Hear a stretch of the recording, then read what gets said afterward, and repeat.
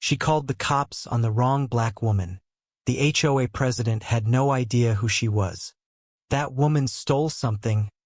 I saw her. The voice rang across the entire Whole Foods like a fire alarm. Every head turned. I stood frozen near the checkout lane, my reusable bag in one hand, my receipt in the other, my heart hammering so hard I could feel it in my teeth. The woman pointing at me was Barbara Whitfield, HOA president of Maplewood Estates, pearls around her neck, righteous fury in her eyes, and she was screaming at the store manager to call security while a circle of strangers stared at me like I was a criminal. I hadn't stolen a thing. What Barbara didn't know, what she couldn't have known, because she never bothered to learn anything about the people she lorded over, was that my name is Captain Denise Okafor, and I had spent 22 years on the force. Her worst mistake was about to begin right here, under fluorescent grocery store lights. My name is Denise Okafor. I'm 44 years old, and I've lived in Maplewood Estates for 3 years, ever since I moved my mother, Loretta, in with me after her hip replacement. The house on Birchwood Lane is the first property I've ever owned, and I paid for it in full. I work as a captain with the Claremont Police Department, 22 years on the job, most of it in homicide, the last 4 in command. My colleagues call me Cap. My mother calls me Baby. Most of my neighbors don't call me anything because they don't know me well enough yet. My life is quiet and intentional.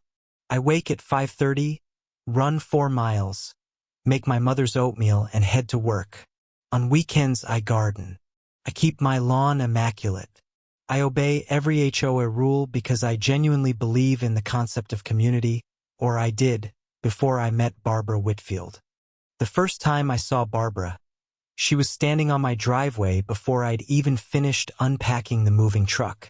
She introduced herself as HOA president and handed me a 6-page welcome packet before I could say hello. Most of it was rules. The rest was reminders about the rules. She looked me up and down with the kind of deliberateness that pretends to be casual. She asked what I did. I told her I was in law enforcement. She smiled tightly and said, "How interesting," in a tone that meant the opposite. Then she pointed at my truck and said parking on the grass was a violation. The truck was on the asphalt. I looked at it. I looked at her. I said nothing because I had just driven 8 hours with my elderly mother and I did not have the energy. I thanked her for the packet and went back to carrying boxes. That was the beginning. Maplewood Estates is a planned community in suburban Georgia. 187 homes, 2 swimming pools, a tennis court nobody uses, and a HOA board that Barbara Whitfield had controlled for 11 consecutive years. Her husband, Gerald, served as treasurer. Her best friend, Pam Dobbs, was the secretary. It was a family operation. The HOA fees were $380 a month, which I considered steep but manageable.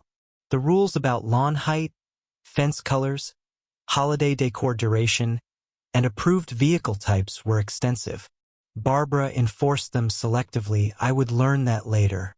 For now, I just tried to be a good neighbor. My mother, Loretta, loved the house immediately. She called it her forever home and started planting marigolds along the front walkway within 2 weeks of our move-in. She's 71, arthritic, and more cheerful than anyone I've ever met. She made friends on our street before I did. The first violation notice arrived 6 weeks after we moved in. It was about the marigolds. Barbara claimed they were non-compliant ground cover that violated Section 4.2 of the Maplewood Estates Landscaping Ordinance. I read Section 4.23 times. It said nothing about marigolds. I sent a written response citing the exact language of Section 4.2 and requested clarification on the specific provision I had allegedly violated. Barbara responded with a second notice, this time adding a $75 fine. She didn't answer my question. She just escalated. I paid the fine and said nothing. My neighbor across the street, Tom Hargrove, a white man in his 60s who played golf every Saturday, had roses, daisies, and a decorative windmill garden that stretched 6 feet past his property line. I had never seen him receive a single notice. I noted this. I said nothing. Yet, 3 months in, Barbara called an emergency HOA meeting to address unauthorized modifications in the neighborhood. I attended. The modifications in question turned out to be my mother's wind chimes on the back porch, visible only if you stood in our side yard and craned your neck. I sat in the 3rd row of the community center folding chairs and watched Barbara present a PowerPoint slide with a photograph of our wind chimes taken from an angle that required trespassing on our property. I raised my hand. I asked how she obtained that photograph. She ignored me and moved to the vote. The wind chimes were declared a violation 3-2. Barbara, Gerald, and Pam voted yes. The other 2 board members, a young couple named the Garcias, voted no. Loretta's wind chimes, which played a soft melody when the breeze came through, were ordered removed within 14 days. That night, I sat on the back porch and listened to those wind chimes for a long time. My mother came and sat beside me. She held my hand and said, "Don't let it in, baby." I said I wouldn't, but I was already thinking about what Section 4.2 actually said and what a lawyer might say about it. I called Marcus Webb, an attorney friend of mine who specialized in property law. He looked over the HOA documents and called me back laughing, not because it was funny, but because the violations were so poorly constructed. "Half of these aren't in your covenants," he said. "She's making them up." I asked Marcus if I should sue. He said not yet. Gather documentation first. So that's what I did. I started keeping a log. Every violation notice, every fine, every meeting, every bylaw Barbara cited. I photographed other properties in the neighborhood weekly. I was building a case the same way I built cases at work, methodically, without emotion. In November, Barbara proposed a new HOA rule requiring all homeowners to submit annual property enhancement plans for board approval. I read the proposal carefully. It was broad enough that Barbara could reject anything she wanted. I stood up at the meeting and pointed that out. The room went quiet. Barbara smiled at me the way a principal smiles at a difficult student. She said the rule was to protect property values. I asked which homes in the neighborhood had decreased property values in the last 3 years. She didn't answer. The rule passed 3-2 anyway. The Garcias voted with me again. After that meeting, Pam Dobbs approached me in the parking lot and said, very quietly, that I should be careful about making enemies. I looked at her for a moment. I said, "Are you threatening me?" She flustered and said no. She was just being friendly. I went home and wrote it in my log. By January, I had received 11 violation notices. Tom Hargrove had received 0, despite his expanding garden and a boat trailer he parked in his driveway every other weekend. A clear violation of the vehicle ordinance. The Garcias received 2 notices in the same period. We were the only minority homeowners on our block. I contacted the other 2 non-white homeowners in the community, the Garcias and a Korean-American couple named the Parks on the far east side. Mailing Park told me she'd been fighting Barbara for 2 years over an unapproved color on her front door. The door was beige. Section 7.1 approved beige. Barbara insisted it was too warm a beige. I started attending every HOA board meeting. I brought my log. I brought a folder of photographs. I started asking questions on the record. Barbara's smile got tighter each time I showed up. Gerald stopped making eye contact with me. Pam started sitting on the far side of the table. At the February meeting, Barbara proposed a $200 increase in monthly HOA fees to fund community beautification. I asked for a line-item budget. She said it wasn't available yet. I said I wouldn't vote to approve a budget increase without seeing a budget. The motion failed. The Garcias backed me. It was the first time Barbara had been voted down on a financial matter in 7 years. After that meeting, I noticed a car I didn't recognize parked across from my house twice in 1 week. Not a neighbor's car. It idled for about 20 minutes each time, then left. I photographed it both times. I ran the plate through a contact at the DMV. It was registered to a Gerald Whitfield. So Barbara was having her husband surveil my house. I added the photographs to my log. I called Marcus. He said it was probably not illegal, but it was deeply telling. I agreed. I went back to gardening. I did not change my behavior. I wanted them to watch me doing absolutely nothing wrong. The incident at Whole Foods started, as most disasters do, with something completely ordinary. It was a Saturday in March. I had the day off. My mother wanted fresh salmon, sweet potatoes, and that specific brand of Jamaican ginger beer she likes. I put on jeans and a sweater and drove to the Whole Foods on Meridian Avenue. I shopped slowly. I enjoy grocery shopping when I'm not rushed, the quiet of the produce section, the smell of the bakery. I picked up the salmon, the sweet potatoes, the ginger beer, some Greek yogurt, a bunch of kale, and a bar of dark chocolate that I absolutely did not need but bought anyway. Life is short. At the self-checkout, I scanned every item. I bagged everything myself. I paid with my credit card, $67.43. The machine printed my receipt. I folded it and put it in the outer pocket of my reusable bag, right where I always keep receipts because 22 years in law enforcement trains you to document everything. I was almost to the door when I heard her voice. I recognized it immediately, that particular tone of absolute authority, the voice of someone who has never been told she was wrong.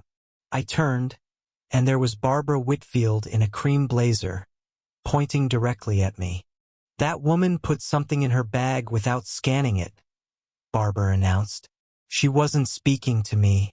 She was speaking to the store manager, a young man in his late 20s who had materialized at her elbow with the expression of someone who deeply did not want to be involved in this. A security guard materialized from my left. A second one appeared near the door. The other shoppers in the checkout area had all stopped. A woman with a cart full of organic produce was holding her phone up, already filming. I stood very still, the way I've learned to stand when a situation is about to go sideways. The manager, his name tag said Alex, looked mortified. He glanced at me, then at Barbara, then back at me. He said, uncertainly, "Ma'am, did you? Is there a problem with your—" Barbara cut him off. She put a bottle of something in her bag. I watched her do it. "Call the police." I said, calmly and clearly, "I have my receipt." I reached into the outer pocket of my bag and produced it. I held it out. Alex reached for it. Barbara stepped between us. "That doesn't prove anything. She could have gotten that receipt from the trash. I want to see what's in that bag right now." Alex looked at me with the expression of a man caught between two equally terrifying forces. I recognized it. I felt for him. I said, "I'm happy to show you what's in my bag, but I want it on record that I'm doing so voluntarily and that I've already produced proof of purchase." I opened the bag on the checkout counter. Every item was there. Every item had a corresponding line on the receipt Alex was now reading. He went through the list, checked the items and said, quietly, "Everything checks out, ma'am." "I'm sorry for the—" Barbara wasn't finished. "Check her pockets," she said. Her voice had gone cold and precise, the voice she used in HOA meetings when she wanted to end a discussion. She could have pocketed something small, a candy bar. She was standing near the chocolate display. The security guard to my left shifted uncomfortably. The one by the door had already taken a step back.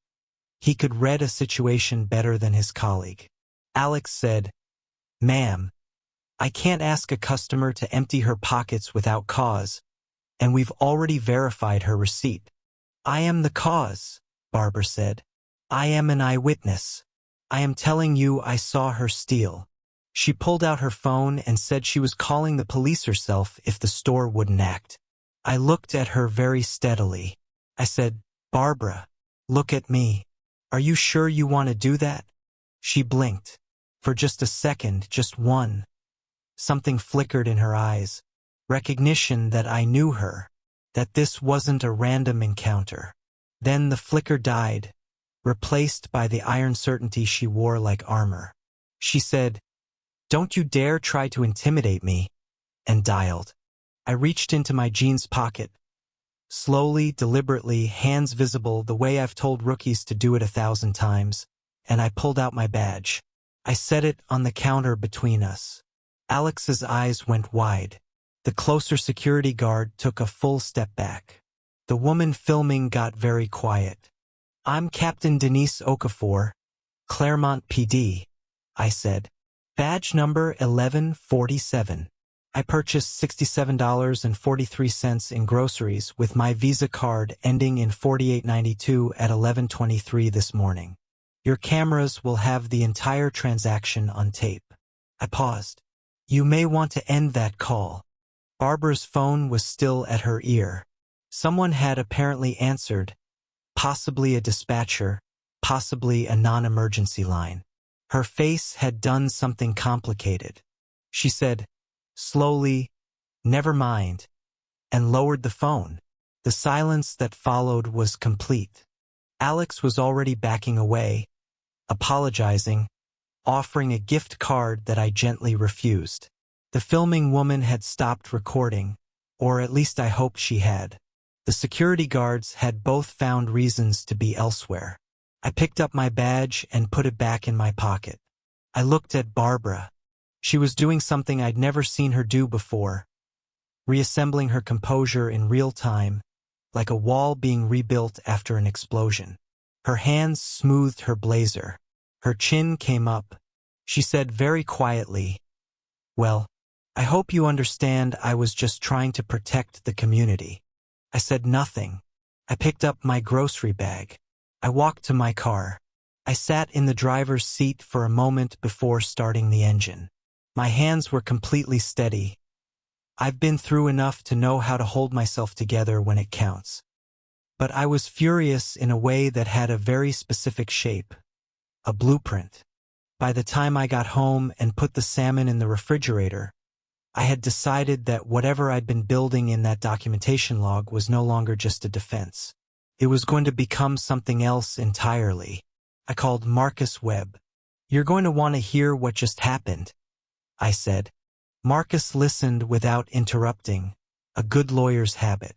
When I finished, he was quiet for 2 seconds.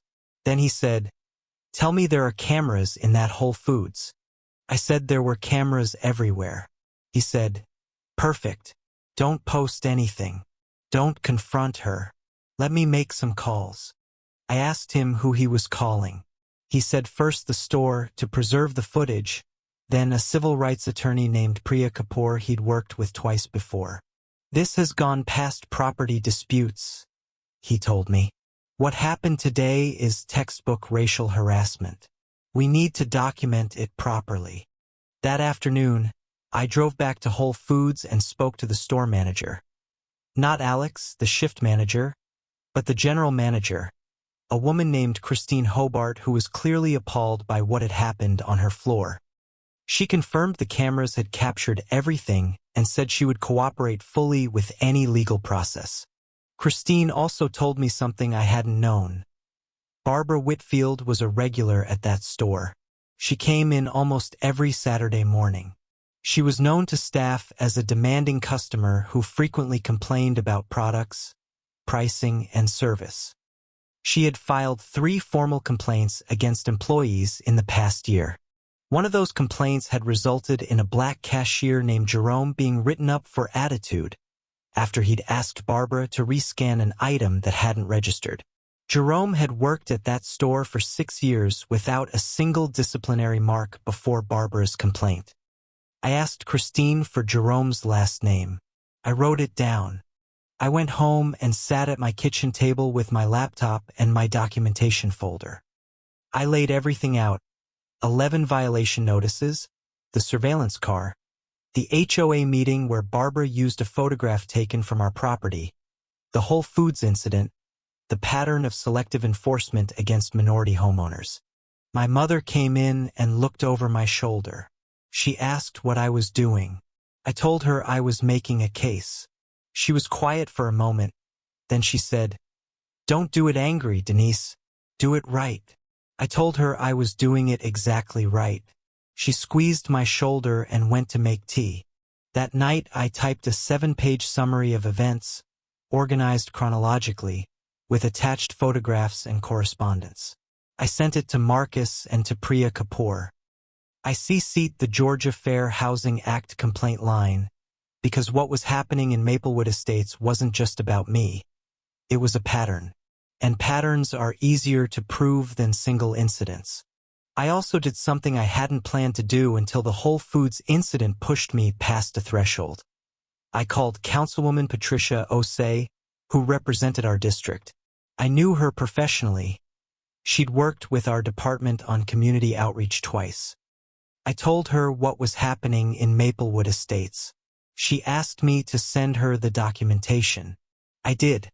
Then I went to bed, and I slept well, because I had learned long ago that justice isn't built overnight and it isn't built on emotion. It's built on facts, assembled carefully, presented at exactly the right moment. I was a long way from that moment, but I was closer than I'd been that morning. Barbara, I suspected, thought the Whole Foods incident was over. She'd made a scene, been embarrassed, retreated. In her world, people retreated and then things went back to normal. She had no idea that I had spent 2 decades investigating people who thought exactly that, and how badly those people were always wrong. 2 weeks after the Whole Foods incident, I received a certified letter from the Maplewood Estates HOA. It was not a violation notice. It was a formal censure, a document stating that I had engaged in threatening and intimidating behavior toward a board member in a public place, and warning that continued misconduct could result in fines or legal action. I read it twice. Then I photographed it, scanned it, emailed it to Marcus and Priya, and added it to my log. The censure claimed that I had displayed a weapon in a threatening manner at Whole Foods. My badge. She was calling my police badge a weapon. I almost had to admire the audacity. Marcus called me within the hour. He was livid in the contained, professional way that lawyers get livid, which is more frightening than yelling. He said the censure was legally nonsensical and potentially defamatory. He was already drafting a response. I told him to make sure it was airtight. He laughed and said it would be ironclad. The response Marcus sent was a 13-page letter that politely and methodically dismantled every word of the censure, cited the relevant legal provisions, attached the Whole Foods surveillance footage description and Christine Hobart's witness statement, and ended with a formal notice of intent to pursue legal action if the censure was not retracted within 30 days.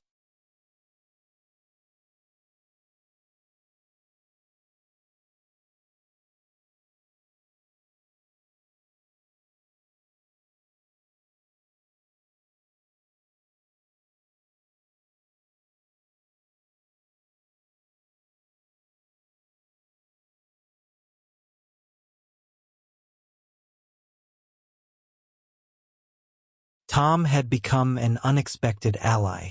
He'd been a Maplewood Estates resident for 15 years, and he'd watched Barbara's reign with the comfortable detachment of someone who was never targeted.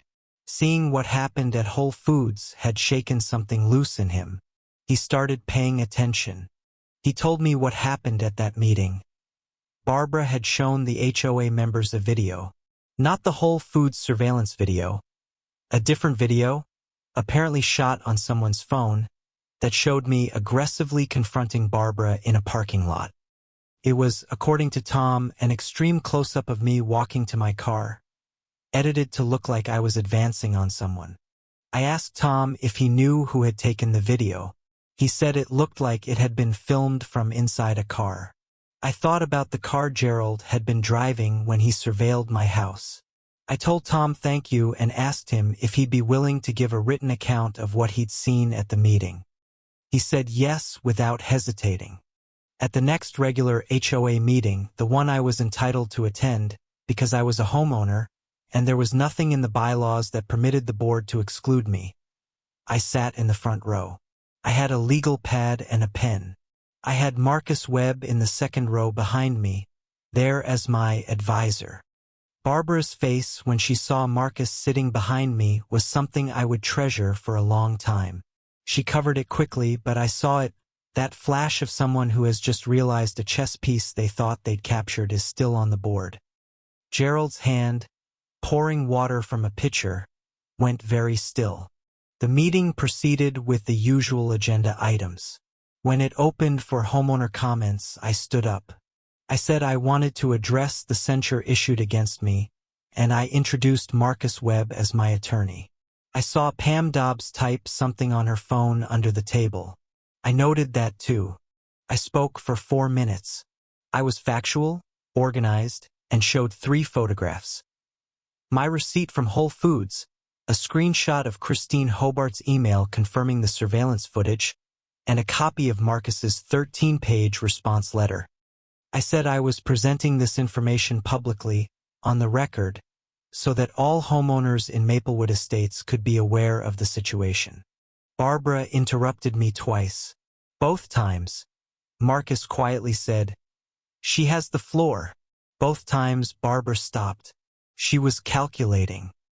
She understood, or was beginning to understand, that this was not a neighbor she could steamroll with procedural manipulation and selective citations from the bylaws. After the meeting, 3 homeowners approached me privately. One was a woman named Sandra Chu who had received 14 violation notices in 18 months, all for her front garden. One was a retired teacher named Harold Bishop who had been fighting a fence dispute with the HOA for 2 years. And one was a young couple who'd recently moved in and were already afraid. I collected their contact information. I told them about the Fair Housing Act complaint I'd filed. Sandra Chu's eyes filled with tears. Not because she was upset, but because she said she'd thought she was the only one. I told her she was not remotely the only one. Marcus and I met for coffee the following Wednesday. He had spoken with Priya Kapoor, who had reviewed everything and agreed to co-counsel. Priya's practice focused on civil rights housing law, and she had been looking, she said, for exactly this kind of case, systematic, documented, involving a homeowners association with clear patterns of discriminatory enforcement. Priya wanted to move for a preliminary injunction to freeze any new HOA enforcement actions against me, the Garcias, the Parks, Sandra Chu, and Harold Bishop pending a full review. To do that, she needed to demonstrate an immediate and ongoing harm. The censure letter, she said, was a gift. The Whole Foods incident was a gift with a bow on it. I asked what I should do in the meantime. Priya said, "Keep attending every meeting. Keep being seen. Keep filing every appropriate response to every action they take. Make it impossible for them to argue that they weren't on notice. And under no circumstances," she said, "give Barbara Whitfield any reason to claim self-defense." I followed her advice. I showed up to every meeting. I was polite, prepared, and persistent. I had my documentation folder. I had Marcus's letters. I had a growing coalition of homeowners who were comparing notes and discovering that they had all been experiencing the same selective enforcement, the same procedural manipulation, the same quiet intimidation. April arrived. My mother's marigolds bloomed along the front walkway, in defiance of Barbara's fine, because Marcus had sent a letter stating clearly that the fine was unlawful and would not be paid. Barbara had not responded to the letter. The marigolds were magnificent. On the second Saturday of April, I was in my driveway washing my car when Barbara came down the sidewalk with Pam. They did not acknowledge me. They walked past. Then Barbara stopped, turned around, and looked at the marigolds. She took a photograph with her phone. She and Pam walked on. That afternoon, I received a new violation notice. Marigolds, $150 fine. I forwarded it to Marcus with one word. Again. He responded in 40 minutes with a letter that was shorter and considerably sharper than the previous ones. He was, I could tell, beginning to enjoy this. The following Monday, I found a dead sparrow on my front porch. It might have been a coincidence. Birds die all the time. But it was placed exactly in the center of the welcome mat, which requires more than coincidence. I photographed it. I wrote it in my log. I told Marcus. He said nothing about it was provably connected to Barbara, but nothing about it was not. I installed security cameras. Front door, back door, driveway, side yard. High-definition cameras with night vision and motion alerts, recording to a cloud server I controlled. I did not tell Barbara about them. I did not have to. They were on my property. They were legal. They were watching. That same week, I learned from Tom Hargrove that Barbara had approached several homeowners privately and suggested that my police badge made me a liability to the neighborhood, implying, apparently, that having a cop in the community might attract unwanted attention. Tom had not agreed. He had, however, written down what she said. He gave me his written account. The allegation was absurd and layered with a particular kind of prejudice I recognized from years on the job. The idea that a black woman with authority is inherently threatening. I didn't say that to Tom. I thanked him and added his account to my file. Priya, when I told her, said it was exactly what she needed. In late April, the HOA filed a lien against my property for unpaid fines, the marigold fine, the wind chime fine, and 3 other fines I had disputed in writing and refused to pay on Marcus's advice. The lien was $475. It was also, according to Marcus, procedurally defective, filed before the mandatory dispute period had elapsed. Marcus filed a motion in the county court to invalidate the lien. The hearing was scheduled for May 15th. In the meantime, the lien was technically on my property record, which made me angrier than almost anything else that had happened. Not because I couldn't handle it, but because I knew most people couldn't. That was the point. I thought about Harold Bishop, fighting his fence dispute for 2 years on his own. I thought about Sandra Chu, who had told me she'd taken money from her retirement savings to pay violation fines she couldn't afford to fight. I thought about Mailing Park's door, the warm beige door that was somehow a threat to property values. I thought about Jerome at Whole Foods, written up because he'd asked a difficult customer to rescan an item. I thought about all the small, grinding, relentless ways power is used to exhaust people into compliance. And then I thought about what Barbara Whitfield was going to look like when all of this finally came due. Because it was coming due. I could feel it the way I used to feel a case reaching its critical mass. The point when all the evidence converges, when there's no longer any question of what happened, only a question of when and how it becomes visible to everyone who needs to see it. I did not rush it. I had learned that patience is its own kind of power. I went to work. I ran my 4 miles. I made my mother's oatmeal. I gardened. I documented. I attended meetings. I let Barbara Whitfield believe she was still winning, because people who believe they're winning stop watching their flanks. What I didn't know yet, what I would learn in May, from a source I never expected, was that Barbara's control over Maplewood Estates was already cracking from the inside. She had an enemy I hadn't discovered yet, someone who had been watching her far longer than I had, waiting for exactly the right moment to act. His name was Dale Richter, and he had been the HOA treasurer before Gerald Whitfield. Barbara had maneuvered him off the board 3 years ago with a procedural trick that he had been quietly furious about ever since. Dale had been keeping his own documentation. He reached out to me through Tom Hargrove in the first week of May. Dale and I met at a diner 2 miles from the neighborhood. He was a heavy-set man in his late 60s, meticulous and measured, with a manila envelope he placed on the table between us with the care of someone setting down something that might go off. He said he'd been watching what Barbara was doing to me and he thought it was time.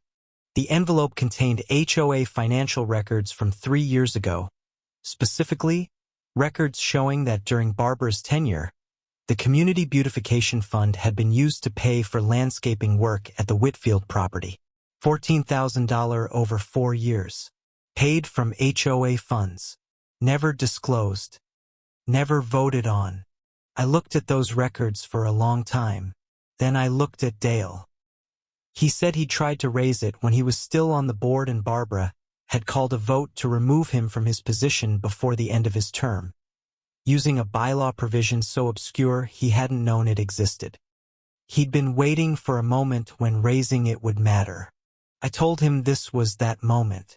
I told him I had a civil rights attorney and a property law attorney and a growing coalition of homeowners. I told him that $14,000 in misappropriated community funds, combined with everything else, was not just a civil matter anymore. He nodded slowly. He left the envelope with me. I went home from that diner and sat in my car in the driveway for 10 minutes.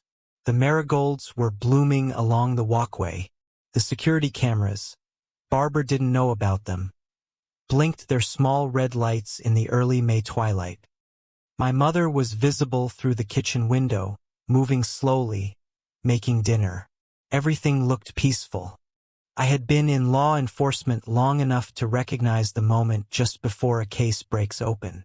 It has a particular quality, a stillness, a sense of accumulated weight reaching a tipping point. Standing on a sidewalk in front of a house, documents in hand, knowing what you know, waiting for the right moment to use it. That weekend I did something I hadn't done in months. I let myself rest. I went to church with my mother Sunday morning, the way I'd been too busy to do since February. I made a pot of her favorite chicken stew. I sat on the back porch in the evening where the wind chimes used to be, and I just breathed. The quiet was strategic as much as it was restorative. I knew that what was coming would be loud and exhausting. I needed reserves. I needed clarity. My mother always said you couldn't pour from an empty cup, and she was right about that as she was right about most things. I also needed to stop being reactive. Barbara had set the tempo of our conflict for months. She acted, I responded. I needed to change that. I needed to choose my moment. The legal hearing on May 15th was part of it. The financial records were part of it. But there was one more piece I was waiting for. That piece arrived in a phone call from Councilwoman Patricia Osei on a Tuesday morning. She told me that her office had received 3 other complaints about Maplewood Estates HOA in the past 2 years, all from minority homeowners. None of them coordinated, all describing the same patterns. Her staff was already looking into it. Patricia said she was thinking about requesting a formal inquiry into HOA practices in the district, not just Maplewood Estates, but a broader review of how homeowners associations were using their authority. She asked if I would be willing to speak publicly at a city council hearing if it came to that. I said yes. I said yes, knowing what it would cost. Going public meant Barbara would know what was coming before it arrived. It meant escalation. But I also knew that the only way to change something systemic was to name it in the open, in a forum that produced a public record. I had enough experience with criminal justice to know that closed-door resolutions rarely held. I spent the relatively quiet days of early May finishing my documentation and meeting with Priya Kapoor to prepare for the May 15th hearing. Priya was precise and calm, the kind of attorney who makes you feel like the outcome is already settled. She laid out the case against the HOA lien and told me exactly what to expect in the courtroom. She also told me something about Barbara that surprised me. She'd done a background check as part of her case preparation, and Barbara Whitfield had been involved in a previous HOA dispute in a different state 15 years ago that had ended with a fair housing complaint against the board she'd chaired. The complaint had been settled quietly out of court. It had never been public. Barbara had moved to Georgia 2 years later and started fresh. But the record existed. Priya had it. She said it established a pattern that would be very useful in a civil rights case. I thought about the quiet confidence with which Barbara had operated in Maplewood Estates, the confidence of someone who had done this before and gotten away with it.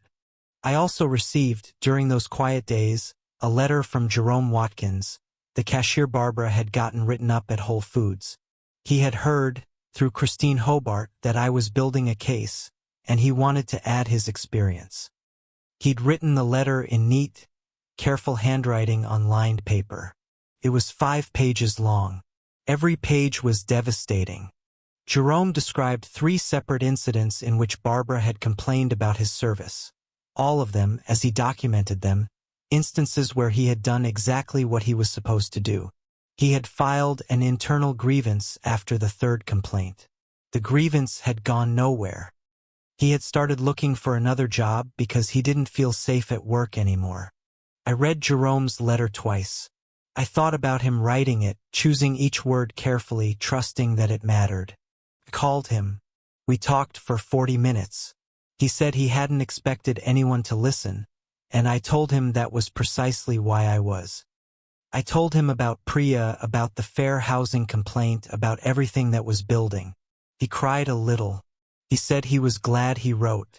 By the night of May 14th, the night before the court hearing, I felt something I rarely let myself feel before a confrontation. Confidence. Not arrogance, not certainty that everything would go perfectly. Just the particular confidence of knowing I had done the work.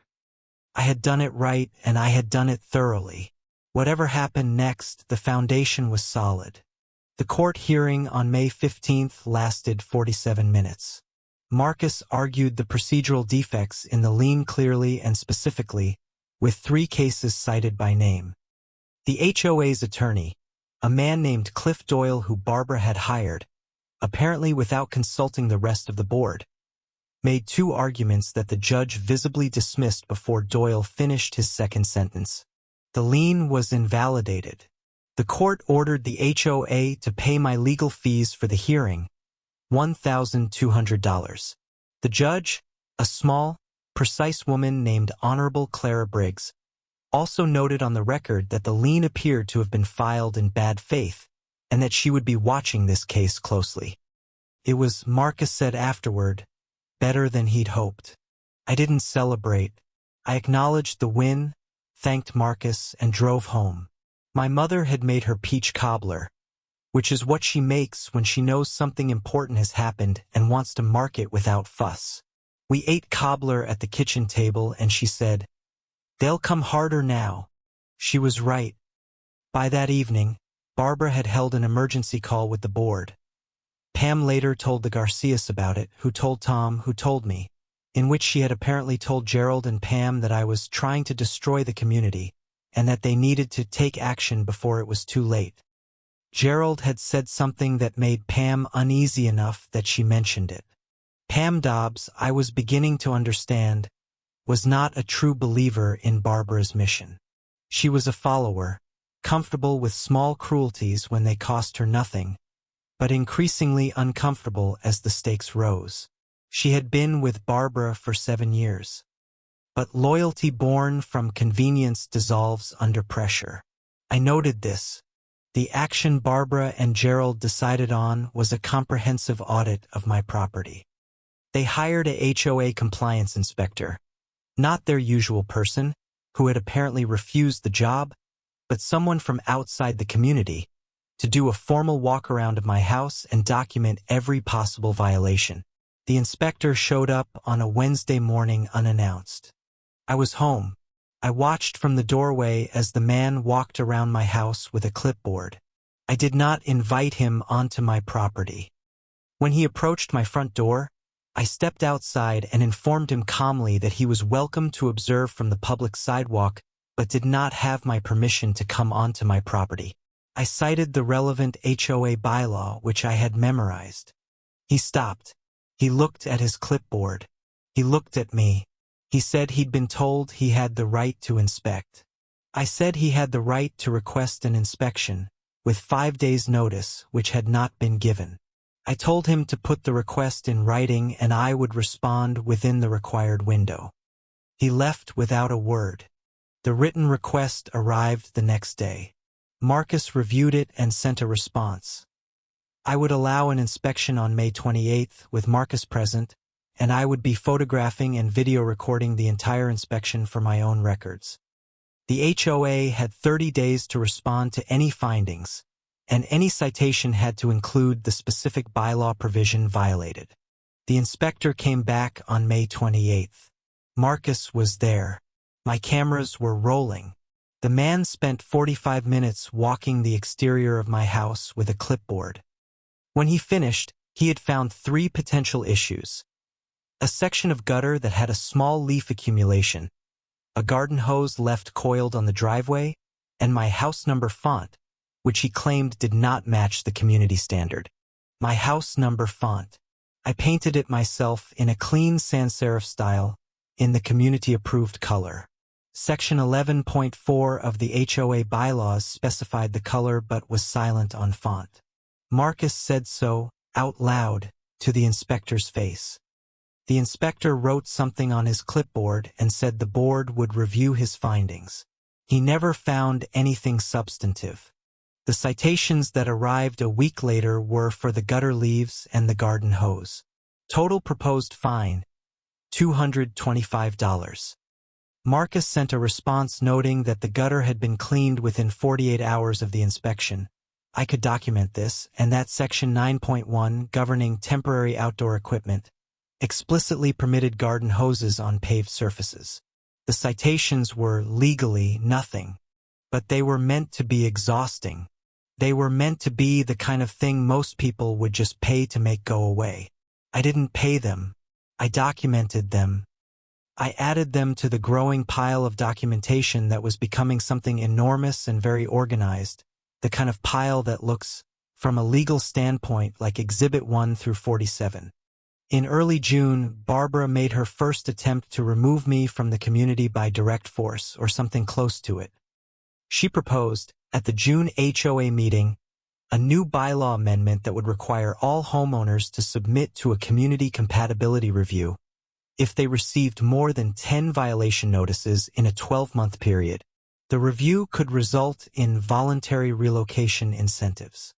The phrase voluntary relocation incentives was the most elegant piece of euphemism I had encountered in a long time. It meant they could pressure homeowners to sell and leave. It was transparently targeted. I was, at that point, the only homeowner with more than 10 violation notices in the last year. Priya, when I told her, actually laughed out loud. I stood up at the meeting and read, slowly and clearly, from Priya's legal memo on the Fair Housing Act. I named the specific provision that made voluntary relocation incentives targeted at protected classes a federal housing violation. I looked at the room full of homeowners. Several of them had never heard any of this before. I could see the shift on their faces. The bylaw amendment failed 3-2 again, with the Garcias voting against. But Barbara's 2 yes votes came from Gerald and Pam, which meant Pam was still in Barbara's corner despite her discomfort. I would remember that. Pressure had not yet reached Pam's breaking point, but it was getting there.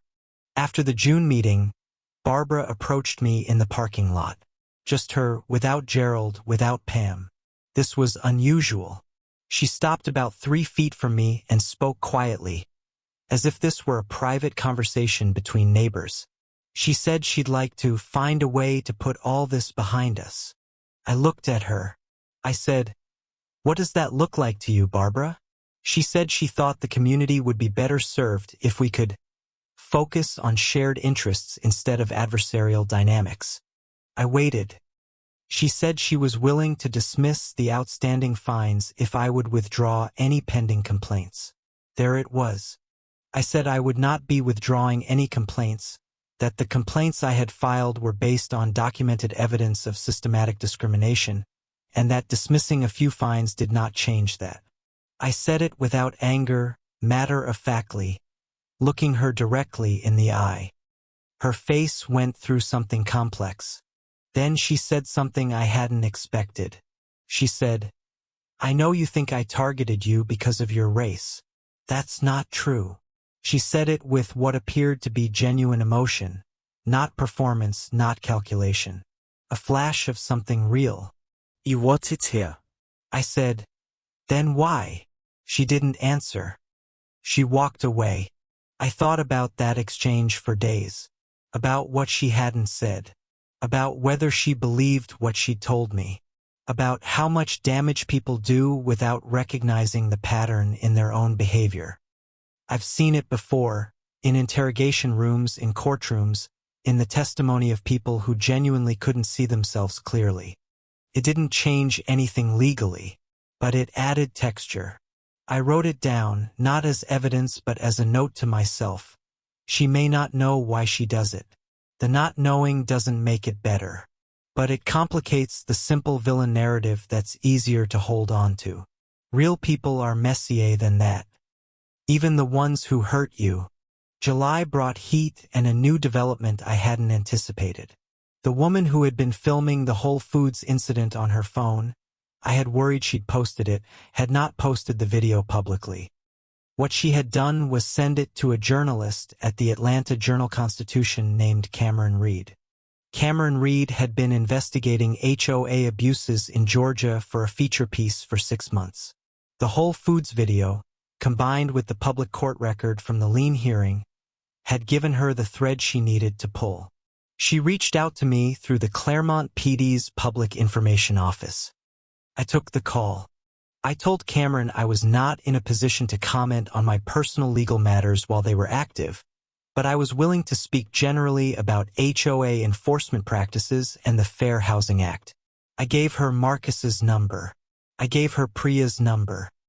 I also gave her Dale Richter's number, with Dale's permission. I told her to ask him about the beautification fund. Cameron called back 3 days later with more questions.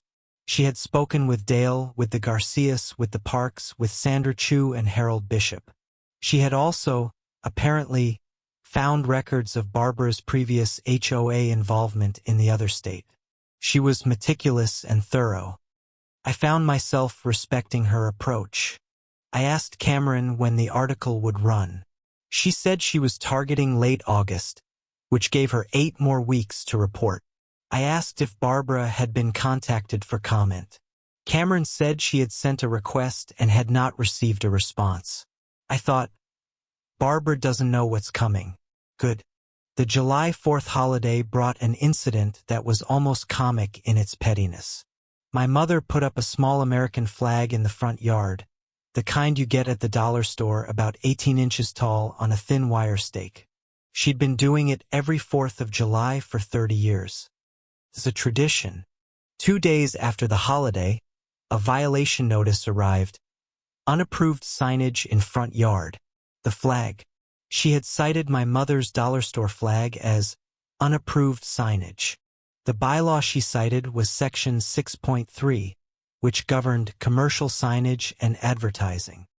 An American flag is not commercial signage. I photographed the notice. I photographed the flag. I added both to the file. Marcus sent his shortest letter yet. 3 sentences. Cite the relevant provision.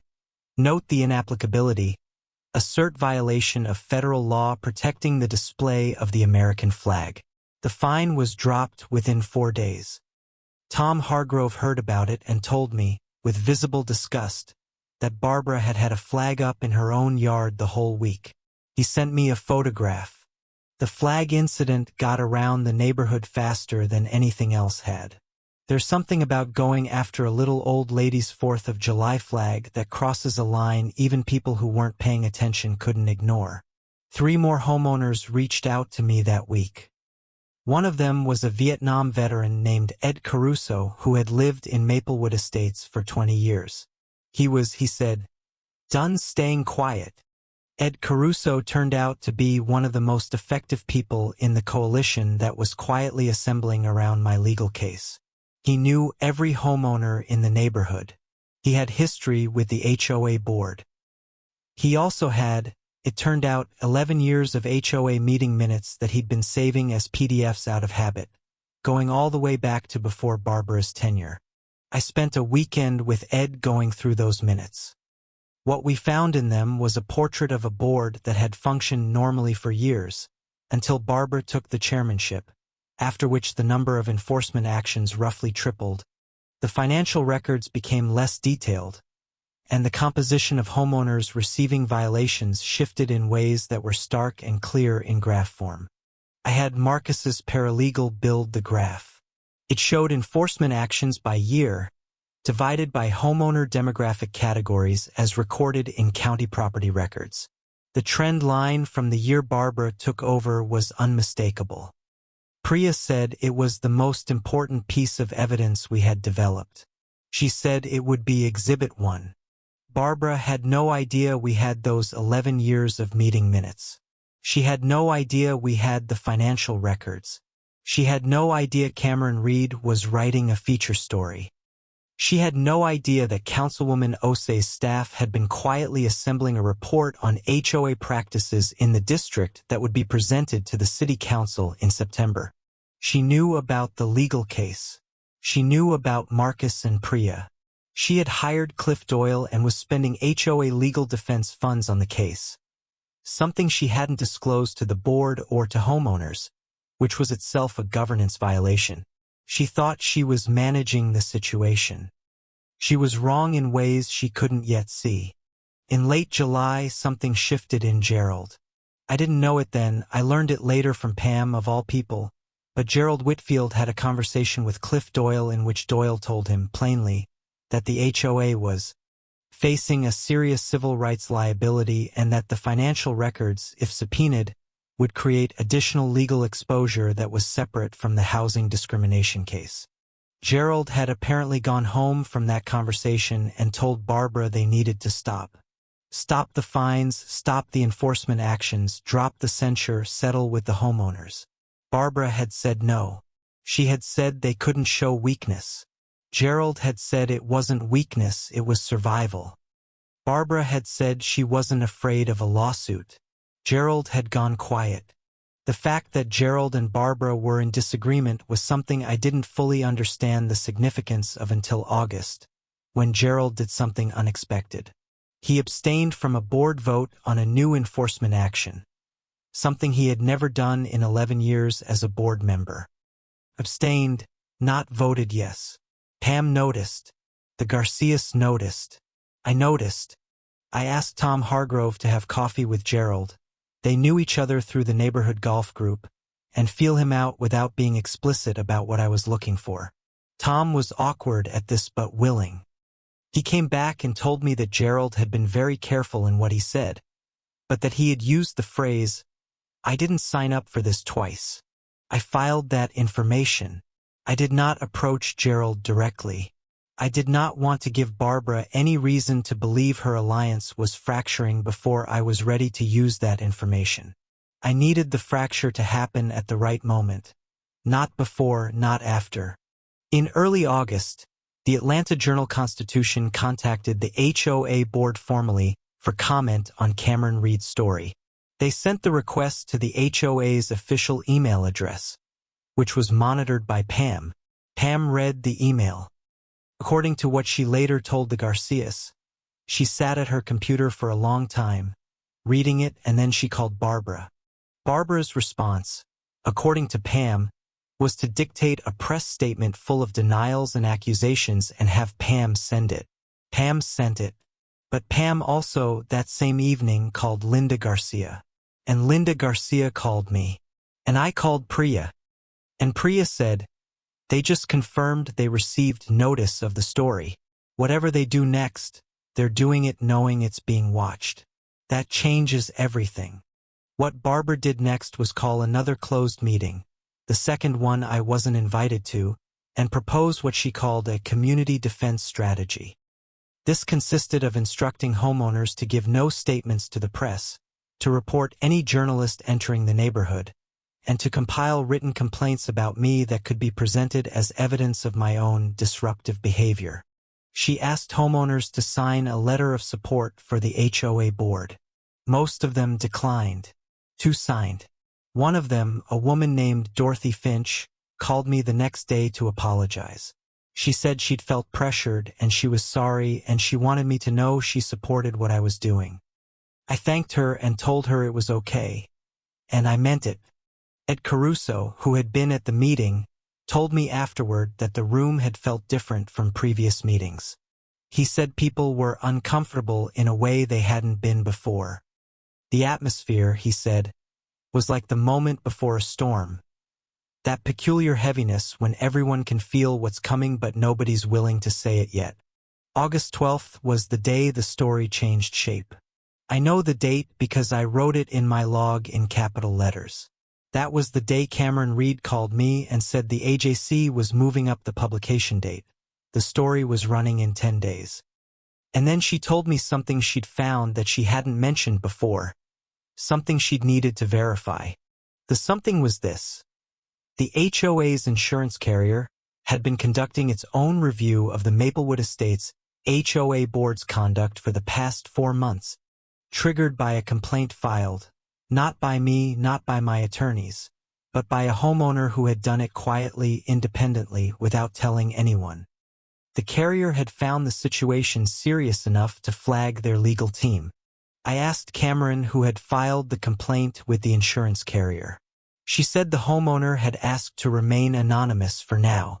I thought about who in Maplewood Estates had the knowledge, the patience, and the motivation to file something like that on their own. I thought about Dale Richter with his manila envelope and his meticulous records. But Dale had come to me later than this complaint had been filed. I thought for a moment longer.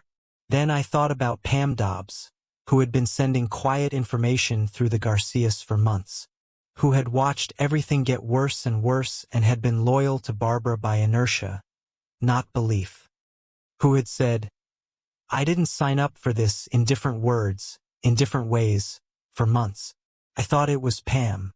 I still don't know for certain, and it doesn't matter. What matters is that by August 12th, there were at least 4 independent forces converging on Barbara Whitfield. My legal case, Cameron Reed's story, Councilwoman Osei's inquiry, and the insurance carrier's review. Barbara knew about 2 of them.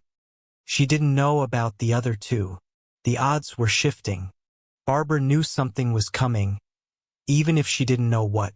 I could see it in the way she changed at the August HOA meeting. More guarded, more controlled, less openly aggressive. She still cited violations. She still made cutting comments. But the confidence had a new undertone. Defensiveness. She was starting to feel the walls. What she decided to do about that feeling was what undid her completely. I know this now, looking back. She felt the walls, and instead of stopping, she pressed harder. It's what she'd always done. It was what had worked for 11 years. She pressed harder and harder until the thing she was pressing against finally pushed back. The first indication that Barbara was moving into genuinely dangerous territory came on August 18th, 1 week before Cameron Reed's story was scheduled to run. A car tailed me from my house to the grocery store and back. Not Gerald's car this time. A different one, dark blue, that I hadn't seen before. I got the plate number. It was a rental. I reported it to my department's internal affairs unit. Not because I thought it was connected to a case on their books, but because I wanted it documented internally. My commanding officer, Deputy Chief Marcus Holloway, said he'd have someone look into the rental. He also said, with the careful wording of a man who knows when not to say too much, "You're being careful, Denise?" I told him I was always careful. He said he knew that. He said he was asking anyway. I told him I had a security system, 2 attorneys, a coalition of neighbors, 2 journalists, a city council member, and 22 years of knowing exactly when a situation is about to get serious. He laughed and said that was more than most people had. He wasn't wrong. On August 20th, my security camera captured footage of someone, not clearly identifiable, wearing dark clothing and a hat, walking past my house at 2 a.m. and appearing to look at my security cameras. The person stopped for about 15 seconds, looking up at the camera by the front door, then walked on. Nothing happened to the house, but I sent the footage to Marcus and to my department. The nighttime walk-by was, I decided, either surveillance or intimidation. Neither was illegal on its own. Walking past a house is legal, but combined with the rental car tale, it was a pattern of escalating harassment that I documented in writing. Marcus filed a notice with Barbara's attorney. Any further harassment of my person or property would be met with a criminal complaint. Cliff Doyle called Marcus the next day, apparently flustered, saying he didn't know what harassment Marcus was referring to and that Barbara had made no such instruction. Marcus said he was sure that was true and wanted to make sure the communication was on record regardless. Doyle said he appreciated the heads up. Marcus told me Doyle sounded like a man who didn't want to be where he was. Then came August 22nd, 3 days before the story. What Barbara did on August 22nd was the move of someone who has stopped thinking clearly and started acting from panic, or something adjacent to panic, the specific desperation of someone who has always gotten away with things and can finally see a horizon where she won't. She filed a police report against me. She went to the Claremont Police Department, asked for the non-emergency window, and filed a report claiming that I had been harassing and stalking her, that I had been following her in grocery stores, appearing at her community meetings, and using my position as a police officer to intimidate private citizens. The officer who took her report was Sergeant Ray Tompkins, a 20-year veteran who knew me well. He took the report professionally without comment. Then he brought it directly to Deputy Chief Holloway, who brought it to me. The three of us sat in Holloway's office. He slid the report across the desk. I read it. I laughed. The short, controlled laugh of someone who is not amused but recognizes absurdity. The report claimed I had followed Barbara at the Whole Foods, the same Whole Foods where she had publicly accused me of shoplifting. It claimed I had appeared without invitation at HOA meetings I was entitled by law to attend as a homeowner. It claimed I had displayed my badge in a threatening manner, the same badge incident she'd already tried to weaponize in the HOA censure. Holloway said he was required to assign it for review. He said the review would be thorough, professional, and complete in approximately 3 days. He said it without any particular expression, which was itself an expression. Sergeant Tompkins had already printed out a copy of Barbara's previous HOA complaint record, the one from the other state, and placed it in a folder on the desk without comment. I went home and called Priya. She was, for the first time in our relationship, genuinely angry. Not at me, at Barbara. She said filing a false police report against a police captain, using the police department as a harassment tool while simultaneously filing HOA harassment actions, was a pattern that would look very bad in front of a jury. I said I knew. She said she was filing for an emergency injunction in the morning. The injunction request was filed at 8 a.m. the next day. It asked the court to freeze all HOA enforcement actions against me, the Garcias, the Parks, Sandra Chu, and Harold Bishop, pending resolution of the civil rights case. It cited the police report as evidence of escalating harassment by the HOA president. The judge assigned was Honorable Clara Briggs, the same judge who had heard the lien case. Judge Briggs reviewed the filing in 4 hours. She granted the temporary injunction. By 1 p.m. on August 23rd, a court order was in place prohibiting the Maplewood Estates HOA from taking any enforcement action against the named plaintiffs without prior court approval. I was sent a copy by email. I read it 3 times. By 3 p.m., Cliff Doyle had called Marcus 4 times. Marcus told me Doyle's voice had gone from polished to frayed over the course of the afternoon. He said the word injunction, the way someone says the name of a disease. He asked if there was any path to settlement. Marcus said he'd confer with his client and co-counsel. He did not call Doyle back that day. Barbara learned about the injunction through Cliff Doyle at approximately 4 p.m. What happened in the Whitfield house that evening, I don't know directly. What I know is that Gerald called Tom Hargrove at 7 p.m. that evening. Tom called me at 8. He said Gerald sounded exhausted and had asked Tom if he thought the situation was salvageable. Tom had said he honestly didn't know.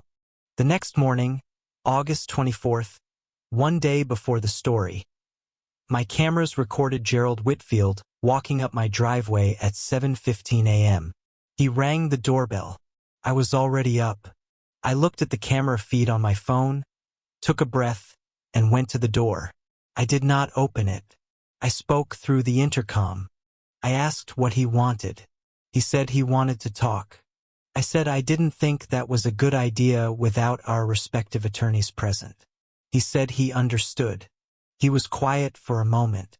Then he said, through the intercom, "I have to tell you something about the rental car." I said I was listening. He said that Barbara had hired a private investigator, the rental car, the 2 a.m. walk-by, to build a case against me.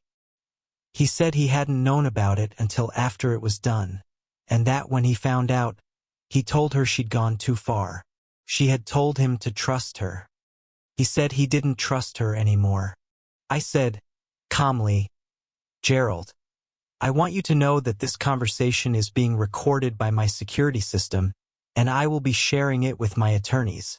He said he knew. He said he wanted it recorded. He said he was going to contact Cliff Doyle and request that the HOA settle. He said he was also going to resign from the board. He said he was sorry. Then he walked down my driveway and got in his car and left. I stood in my front hallway for a minute. My mother came from the kitchen in her robe, carrying a cup of tea. She looked at me. She said, "Who was that?" I said, "The beginning of the end." She nodded like that was a perfectly reasonable answer and handed me her tea. I sent the recording to Marcus and Priya immediately. Priya said it was the most important piece of evidence we'd received because it placed direct knowledge of the PI surveillance with Barbara and created a chain of liability that ran from the harassment directly to her. Marcus said Gerald had just made himself a witness. Both of them said the same thing. The story tomorrow was going to matter enormously. August 25th. Cameron Reed's story ran in the Atlanta Journal-Constitution. The headline was, "Inside Maplewood Estates. How one HOA president used her power to drive out minority homeowners."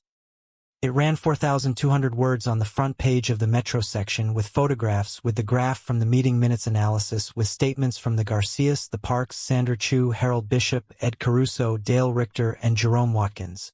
My name appeared in the story. My account of the Whole Foods incident was included. My legal case was described in detail. Priya was quoted extensively. A legal expert from Georgia State University called the enforcement pattern textbook selective application. The HOA's press statement, the one Pam had sent, was quoted in full, alongside a point-by-point factual rebuttal. By 9 a.m., the story had been shared 4,000 times on social media. By noon, it was trending in Georgia. By 3 p.m., it had been picked up by The Washington Post, The Guardian, and NBC News.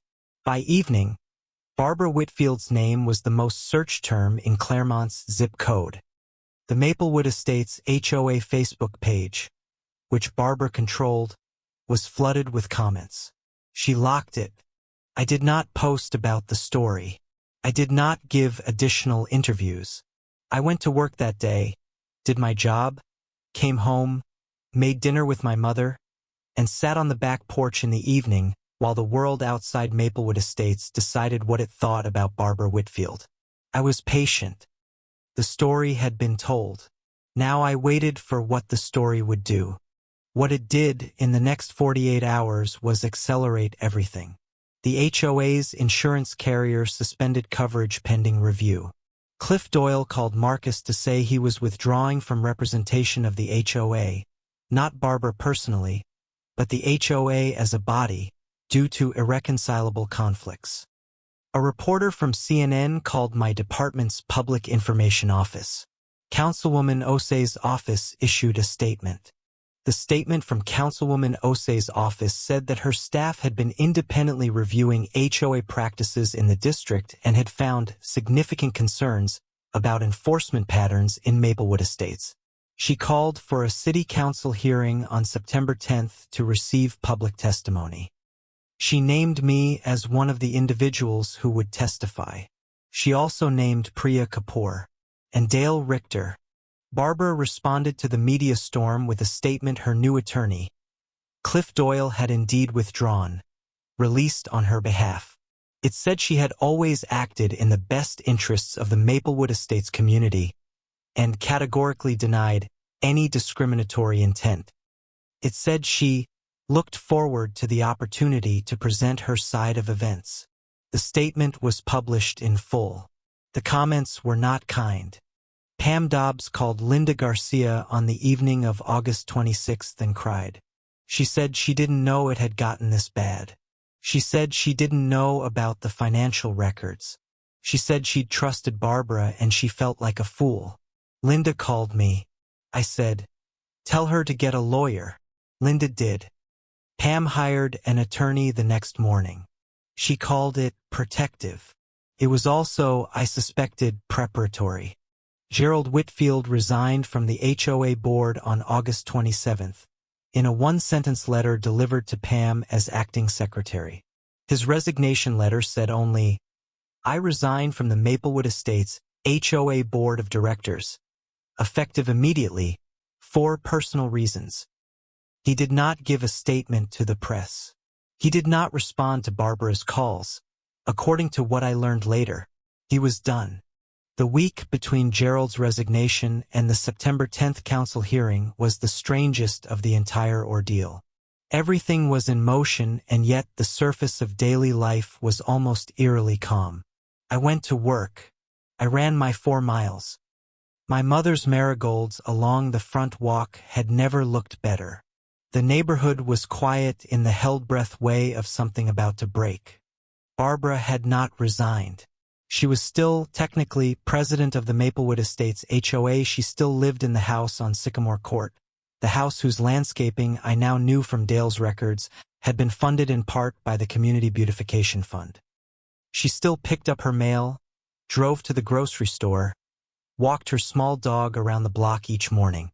She had hired a new attorney, a woman named Sylvia Marsh, who had a reputation for aggressive defense strategy. Sylvia's first move was to challenge the injunction. Priya responded with a counterbrief so dense with evidence that Judge Briggs rejected the challenge in 2 days, with a note in the ruling that the evidence of ongoing harm was, in the court's assessment, substantial and credible. Sylvia Marsh's second move was to approach Priya privately about settlement terms. Priya called me after that conversation. She listed what was being offered: dismissal of all outstanding fines against the named plaintiffs, a formal apology from the HOA board, and a donation of $15,000 to a fair housing nonprofit. In exchange, we would withdraw the civil rights suit. Priya said it was, in her professional opinion, insulting. I agreed. I said we weren't settling until after the council hearing, and that any settlement would need to include financial remediation for every homeowner in the neighborhood who had been affected by selective enforcement, not just the ones named in the suit. Priya said that would require a full audit of HOA enforcement records for the past 11 years. I said yes. Exactly. Sandra Chu called me during that week. She said she'd been watching the news coverage and she kept crying and she wasn't sure why. I told her I understood. It's disorienting to see something you've been quietly suffering suddenly named publicly, in the language of fact and law rather than personal grievance. She said she felt less alone than she had in 2 years. I said she was. Harold Bishop came to my door with a jar of his homemade strawberry jam. He stood on my porch in his cardigan and said, with characteristic directness, that he'd been meaning to thank me for months but hadn't wanted to make a fuss. I said he was welcome. He asked about the council hearing. I told him what I could. He said, "I'll be there." He meant in the audience. He was. The most surprising pre-hearing development came on September 5th, 5 days before the hearing. Cameron Reed called me with information that had just broken.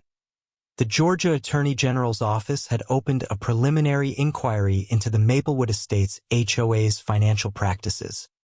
Not the fair housing violations, those were federal civil jurisdiction, but the misappropriation of community funds.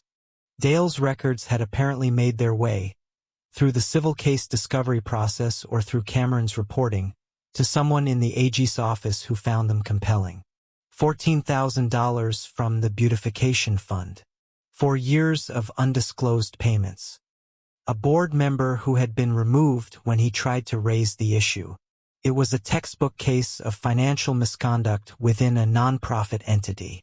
Barbara had not been notified of the inquiry yet. Priya knew because the AG's office had contacted her as co-counsel on the civil case. As a professional courtesy. She told me. I told no one else. I sat with the knowledge for 5 days, watching the board that was slowly disintegrating around its president, and I waited for September 10th. On the morning of September 9th, the day before the hearing, Pam Dobbs resigned from the HOA board. Her resignation letter was 3 paragraphs. The first paragraph thanked the community for the privilege of service. The second said she was stepping down in the interest of the community's healing and future. The third was the one that mattered. It expressed her sincere regret for failing to speak up sooner about practices I now recognize were harmful. Pam's letter didn't name Barbara directly. It didn't need to.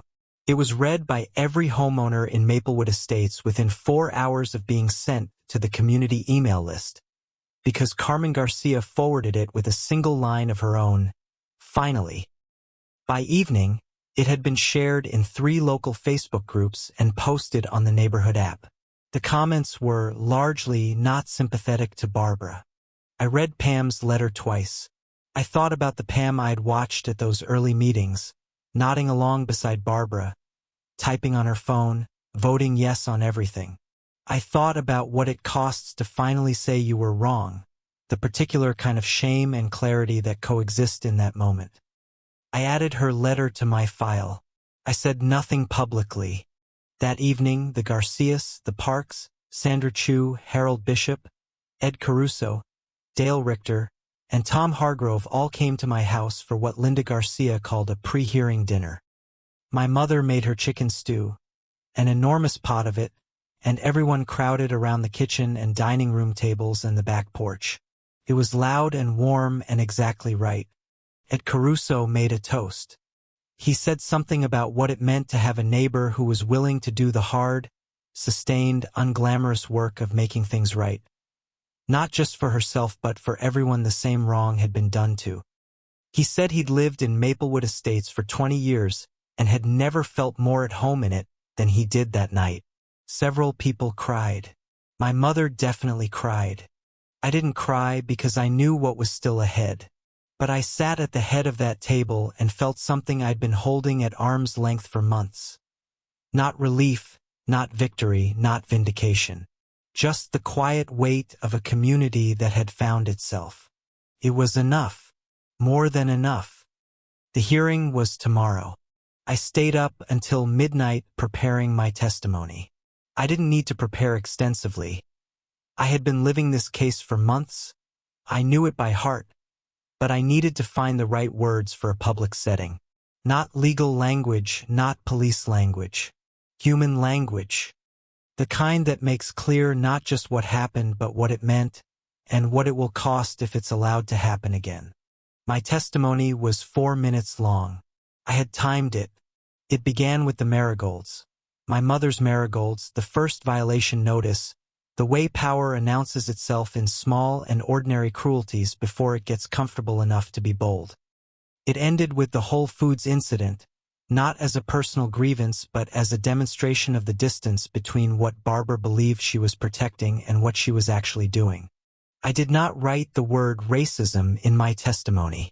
I wrote systematic discrimination, selective enforcement, disparate impact, and documented pattern. Legal language and personal truth can say the same thing. I wanted the record to hold up under scrutiny. I wanted it to be unimpeachable. I wanted it to last. I also knew, going in, that Barbara would likely testify at the hearing. Sylvia Marsh had indicated as much. I knew Barbara's version of events. She was a dedicated community volunteer who had been unfairly targeted and maligned. I had been in enough courtrooms and hearing rooms to know that version had its own internal logic, and that I needed to let the evidence, not my outrage, do the work of dismantling it. I slept 5 hours. I woke at 5:30. I ran my 4 miles in the pre-dawn dark. I came home, made my mother's oatmeal, showered, and put on my uniform. Full dress uniform, captain's insignia, medals from 22 years on the force. My mother stood in the hallway and looked at me. She said, "You look like your father. He was a Marine." It was the best thing she could have said. I drove to City Hall. September 10th. Council chambers. Testimony would begin at 10 a.m. I arrived at 9. The room was already filling. The Claremont City Council chambers seated about 200 people. By 9:45 a.m., every seat was filled. People stood along the walls. A local TV news crew had set up a camera in the back. I recognized faces from Maplewood Estates. Not just the coalition, but other homeowners I didn't know as well, people who had come to watch. Ed Caruso was in the 3rd row. Harold Bishop and Sandra Chu were together near the middle. My mother was in the front row. Councilwoman Patricia Osei opened the hearing with a brief statement about HOA governance, the Fair Housing Act, and the city's responsibility to ensure that all residents were protected from discriminatory practices regardless of whether those practices occurred in publicly or privately governed communities. Her language was precise and her tone was measured. She was good at this. The order of testimony had been set in advance. The homeowners who had experienced violations would speak first. Then Dale Richter regarding the financial records. Then Priya Kapoor, representing the civil case. Then I would speak, as an affected homeowner and as a law enforcement professional. Barbara and her attorney would have the opportunity to respond. The council would ask questions. That was the plan. What the plan didn't account for was Barbara. She arrived at 9:55 with Sylvia Marsh and 2 people I didn't recognize. I learned later they were character witnesses she'd brought without notifying. The council, and she seated herself at the respondents' table with the posture of someone who had decided this was going to be a fight, not a hearing. Her face was set. Her hands were folded. She did not look at me. Carmen and Diego Garcia testified first, for 6 minutes combined. They described 4 years of violation notices, fines, and what Diego called the constant low-grade anxiety of knowing that the rules applied to us differently than they applied to our neighbors. Diego's voice was steady. Carmen's cracked once, on the word exhausting. The council chamber was very quiet. The Parks testified next. Mailing Park spoke about her door, the warm beige door, the 2 years of disputes, the $800 in fines she'd paid because she couldn't afford to fight them, the way her husband had finally suggested they just sell and move, and the reason they hadn't, they loved their house. Her voice did not crack. She was dry-eyed and devastating. Sandra Chu spoke about the retirement savings she'd spent on violation fines over 18 months. She laid receipts on the table in front of her, physical receipts in a small pile, and said, "I brought these because I wanted you to see that I'm not speaking from memory. I'm speaking from documentation." Councilwoman Osei's expression did not change, but I saw her glance at the receipts. Harold Bishop talked about his fence. He talked about it with the patience of a man who had been through something long and grinding and had come out the other side still standing. He said the 2-year dispute had been designed to exhaust me into giving up. He said he'd almost given up 3 times.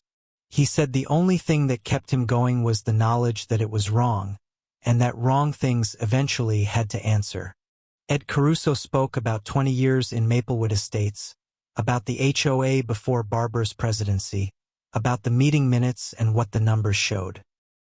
He spoke with the cadence of a man used to command. He had a voice that moved through rooms, and when he said, "I have lived in this neighborhood twice as long as Barbara Whitfield, and I will not be told by anyone what kind of community it should be," the room exhaled. Dale Richter placed the financial records on the table. He walked the council through them line by line, the beautification fund disbursements, the dates, the payees, the addresses, the connection to the Whitfield property. He was methodical and unsparing. He did not editorialize. He didn't need to. The numbers spoke in the flat, incontrovertible language of financial documents. I watched Barbara's face while Dale spoke. It went through several things in rapid succession: dismissal, then attention, then a specific blankness that I recognized from interrogation rooms. It's the face of someone calculating in real time what they can still control. Sylvia Marsh leaned in and whispered something. Barbara nodded once, sharply. Priya Kapoor spoke for 10 minutes. She presented the enforcement pattern analysis, the graph, the year-by-year numbers, the demographic breakdown. She named the previous HOA dispute in the other state. She described the legal case, the injunction, the basis for the civil rights claims. She was the most technically precise speaker of the morning, and the council members were taking notes. Then it was my turn. I walked to the testimony table in my dress uniform, and I sat down and I looked at the council for a moment before I started speaking. I wanted to see them seeing me, not as a complainant, not as a victim, but as what I was. A 22-year law enforcement veteran who knew exactly what had been done and exactly how to say so. I began with the marigolds. I described the first violation notice the way I described the first link in an evidentiary chain, calmly, specifically, with reference to the relevant bylaw provisions. I described 11 months of violation notices, each one, and the property across the street with its expanding garden and its 0 notices. I let the contrast do the work. I described the Whole Foods incident without drama. I said, a woman who had been filing violation notices against my property for 11 months followed me into a grocery store and publicly accused me of shoplifting in front of other customers. I said, I was in possession of my receipt. I said, she called the police. I said, I identified myself as a police captain. I said, she had my HOA censure letter filed before the week was out. I said, she then filed a police report against me with the Claremont Police Department, accusing me of harassment. I paused for a moment. I said, I want the council to understand what it means to use a law enforcement agency as a tool of personal harassment against one of its own officers. I said it clearly and without raising my voice. I watched 2 council members write something down. I said, this is not just about me. I named the Garcias, the Parks, Sandra Chu, Harold Bishop. I named Jerome Watkins at Whole Foods. I said the systematic nature of what had happened in Maplewood Estates was not unique to our community, and that unless HOA practices were subject to meaningful oversight and accountability, it would continue to happen elsewhere, to other people who didn't have 2 attorneys and a police captain's badge. I said, the Fair Housing Act exists for a reason. I said, the reason is rooms like this one, hearings like this one, decades after the law was passed, with the same patterns being documented in the same careful, painstaking way. I said, that shouldn't still be necessary. I said it and I meant it, and I let it sit in the room for a second before I said I was done, and I sat down. The room was very quiet. Then Councilwoman Osei said, thank you, Captain Okafor. She said it simply. Then she turned to Sylvia Marsh and said the respondent would have the opportunity to respond. Sylvia Marsh was good. She was organized. She was calm. She spoke in the language of nuance and context and competing interpretations. She said the violation notices were not discriminatory. They were consistent with HOA bylaws. She said the Whole Foods incident was a misunderstanding that had been resolved. She said the police report was filed in good faith based on what her client had experienced. She said 11 years of community service deserved more than a trial by media. Then she said something that I knew the moment she said it was a mistake. She said that Barbara Whitfield had documented evidence that I had engaged in a coordinated campaign of intimidation against her client, and that she would be presenting that evidence to counter the claims in the civil suit. She held up a folder. She said it contained affidavits. Councilwoman Osei said she would be happy to receive that evidence in the appropriate legal proceeding and asked whether it was relevant to the council's specific inquiry today. Sylvia said it provided necessary context. Osei said she understood and asked whether the respondent wished to testify directly. Sylvia said yes. She turned to Barbara. Barbara stood. Barbara Whitfield walked to the testimony table and sat across from where I was seated in the audience. She looked at the council, not at me, and she began to speak. She spoke about her 11 years serving the community, about the work she'd put into protecting property values, about how the accusations against her had devastated her family and her reputation. She spoke well for about 4 minutes. She was composed and earnest, and she had clearly rehearsed. And then Councilmember James Hooper, a retired school principal, methodical and patient, asked her a question. He said, "Ms. Whitfield, can you explain the disbursements from the beautification fund that Mr. Richter described this morning?" Barbara said the fund had been used for community improvement projects. Hooper said he understood that, and could she specifically address the payments made to a landscaping company that had performed work at her personal residence. He held up a photocopy of one of Dale's records. He read the date and amount aloud. Barbara said those payments had been approved by the board. Hooper asked if the board had voted on them. Barbara said the board had authorized the beautification fund generally and the specific expenditures were within her discretionary authority as president. Hooper said he'd like to see the board minutes reflecting that authorization. Sylvia Marsh said those records would be made available through the appropriate process. Hooper said he'd like to see them today. He said it pleasantly. Sylvia said that wasn't possible on short notice. Hooper said he understood, and asked if Ms. Whitfield had any documentation on hand of the board authorization. Barbara said she didn't have it with her.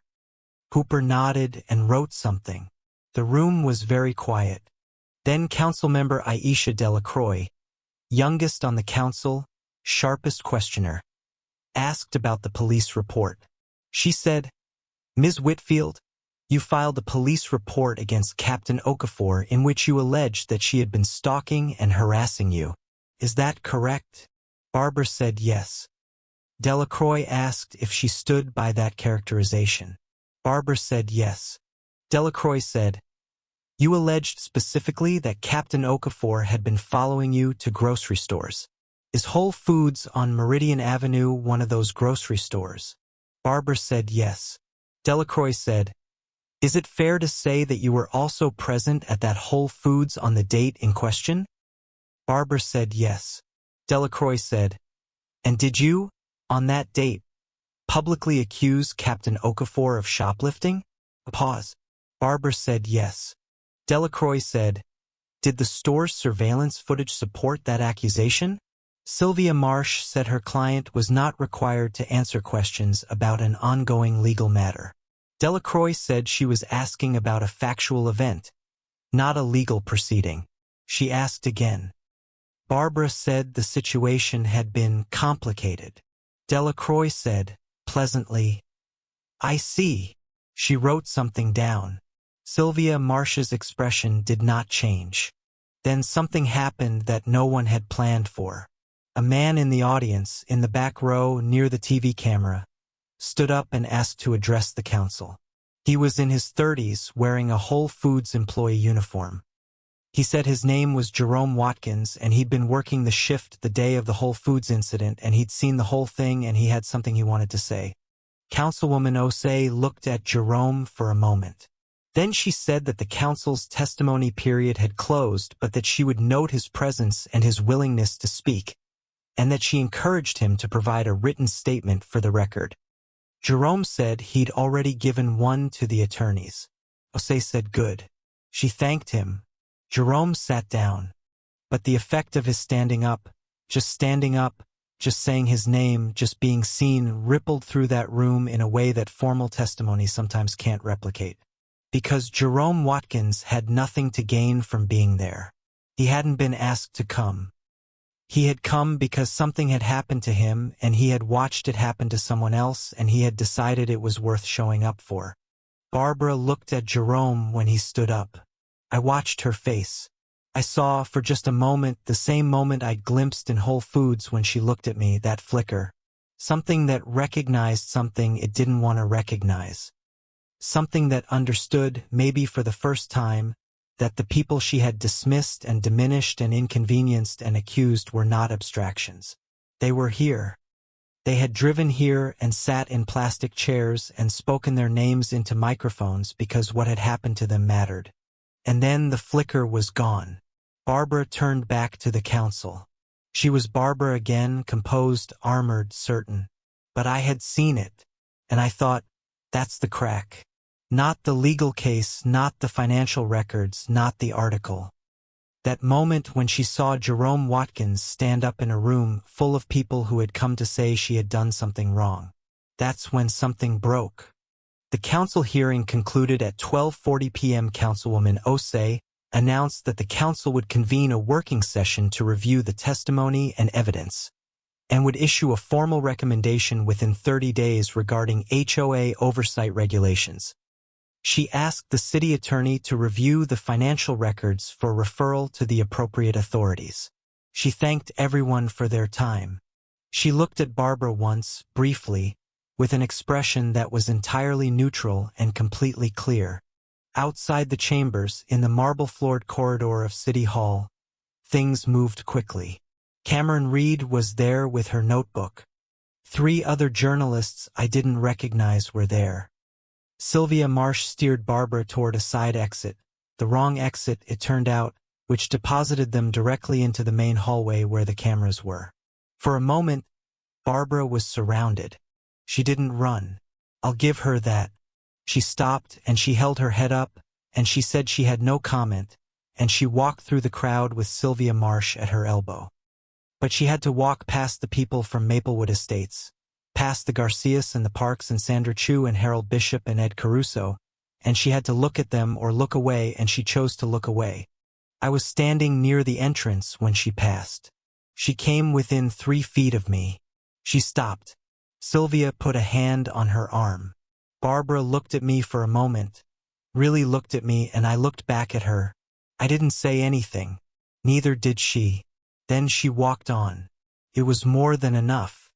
Priya found me in the corridor and said the AG's office had called her that morning. Not during the hearing. She hadn't wanted to distract me. And confirmed that the financial inquiry had been formally opened. It was no longer preliminary. Barbara Whitfield and the Maplewood Estates HOA were now subjects of an active Georgia AG financial misconduct investigation. She told me this in a calm, professional tone, as if confirming a detail I needed for a filing. But her eyes were doing something that was the closest thing to exhilaration I'd ever seen from Priya Kapoor. I told her she should allow herself to feel good about this. She said she was. She said she definitely was. My mother had been sitting in the front row of the council chamber for 3 hours. When I came back in to collect her, she stood up and straightened my uniform jacket and said, "Did you see their faces when you testified?" I said I had. She said, "Good. That's enough." We walked out together, arm in arm, past the marigold planters in front of City Hall, which I noticed because of course I did. 3 days after the hearing, Barbara Whitfield resigned as president of the Maplewood Estates HOA. The resignation letter was sent to the community email list at 11:47 p.m. on a Thursday. the kind of hour when you release something you don't want to see in daylight. It said she was stepping down to allow the community to move forward. It did not contain the word sorry. The Maplewood Estates HOA board was now empty. Gerald had resigned. Pam had resigned. Barbara had resigned. Only the two Garcias remained, Carmen and Diego, who had been in the minority on that board for years, always voting no, always being outvoted. They were now, technically, the entirety of the board. Carmen called me with a voice that was half laughing and half crying and told me she didn't know whether to feel relieved or overwhelmed. I said both. The civil rights suit was settled 6 weeks later. The settlement was not what Barbara's first offer had been. It was substantially larger, financial remediation for every homeowner in Maplewood Estates who could document selective enforcement over the previous 11 years. It was a formal apology from the HOA. It was a mandated third-party audit of HOA practices. It was new bylaws drafted with input from the homeowners, reviewed by an independent attorney. Sandra Chu received enough from the settlement to replace what she'd taken from her retirement savings, with some left over. She called me when the check arrived and said, "You did this." I said, "We did it." She said, "Don't do that. Take the compliment." I took the compliment. She was right. The Georgia Attorney General's financial misconduct investigation concluded 5 months later. Barbara was charged with misappropriation of nonprofit funds, $14,000 from the Beautification Fund. She entered a no-contest plea. She was ordered to repay the full amount to the HOA, fined an additional $8,500, and placed on 2 years of supervised probation. She did not serve jail time. The record stands. Harold Bishop's fence dispute was resolved in Harold's favor. The settlement specifically addressed it, along with every other outstanding enforcement action against the named plaintiffs. Harold sent me a jar of strawberry jam and a card that said, simply, "Thank you for your service." He underlined the last word. I think he meant it both ways. Jerome Watkins received a written apology from Whole Foods management and a promotion to senior cashier. He told me, when I called to congratulate him, that he'd never expected any of it. Not the apology, not the outcome, not any of it. He said he'd just written his letter because it felt wrong not to, and because he didn't want to be someone who stayed quiet when staying quiet was part of the problem. I told him that was exactly right. The Atlanta Journal-Constitution story was nominated for a Georgia Press Association Award in investigative reporting. Cameron Reed called to tell me. I told her she'd earned it. She said she'd been covering HOA abuses for years and had never had a case this documented, this wide-ranging, this cleanly provable. She said I had done most of the work before she ever made a call. I said I'd had good help. Maplewood Estates had its first open HOA election in November. Every homeowner was invited to run. 12 people ran for the 5 board seats. The Garcias were both re-elected. Ed Caruso won a seat. So did a young couple who'd moved in the previous year and had been afraid. The 5th seat went to Mailing Park, who had fought the warm beige door battle for 2 years and won it definitively in the settlement. The new board's first act was to hold a community meeting where all homeowners received a complete copy of the HOA's financial records for the previous 11 years. Everything, including the Beautification Fund transactions. They also received a plain-language explanation of their rights under the Fair Housing Act, drafted by Priya Kapoor and printed on HOA letterhead. Ed Caruso said at that meeting that it was the most transparent governance he'd seen in the community in 15 years. My mother planted a new batch of marigolds in the spring. Wider this time, she expanded the bed along the front walkway and around to the side of the house. She chose an orange variety she'd found at the nursery, brighter than the previous ones. Nobody sent us a violation notice. Nobody photographed them from the sidewalk. They bloomed without incident, which is the only way flowers should bloom. I went back to work the Monday after the council hearing and was greeted by a department that had followed the story with the attention you'd expect from people who work in law enforcement and understand what a false police report means when it's filed against a colleague. Deputy Chief Holloway stopped me in the hallway and said nothing, just shook my hand for a moment. That was enough. I still live in Maplewood Estates. I still run my 4 miles in the morning. I still make my mother's oatmeal.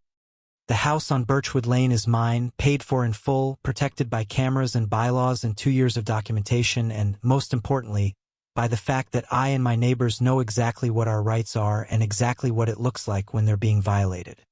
Barbara Whitfield sold the house on Sycamore Court 4 months after her resignation. I know because I watched the moving truck from my driveway on a Saturday morning while I washed my car. I didn't wave. I didn't go over. I watched the truck back out of her driveway and drive down the street and turn the corner and disappear. Then I went back to washing my car.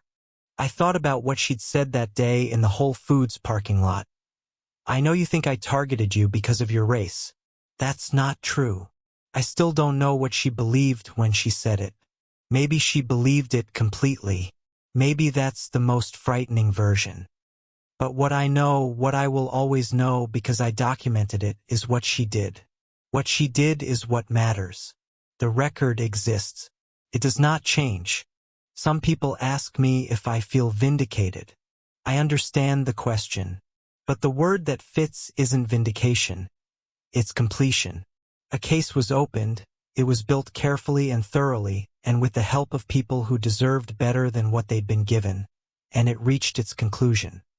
The community is still here. My mother's marigolds are still blooming. I am still here.